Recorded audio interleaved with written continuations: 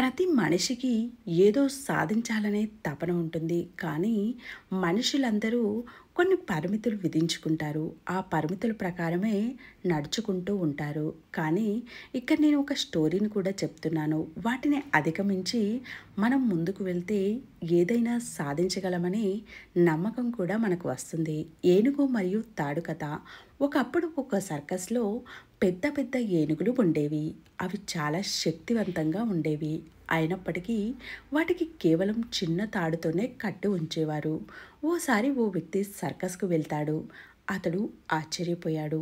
ఇంత శక్తివంతమైన ఏనుగులు ఒక చిన్న తాడుతో ఎందుకు ఉండిపోతున్నాయి? అవి తాడును తీసుకొని పారిపోవచ్చు కదా! అని అతడు సర్కస్ ట్రైనర్‌ను అడిగాడు. అప్పుడు ట్రైనర్ చెప్పాడు, ఈ ఏనుగులు చిన్నప్పుడే అవి తాడుతో కట్టినాము. అప్పట్లో అవి తాడును తీయడానికి ప్రయత్నిస్తాయి. కానీ అవి చిన్నగా ఉండటం వలన అవి తీయలేవు.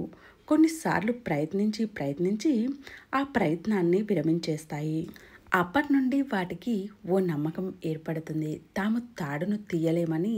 ఇప్పుడు అవి పెద్దవైనా, శక్తివంతమైనా తాము తీయలేమని అనుకుని ప్రయత్నించడమే మానేస్తాయి.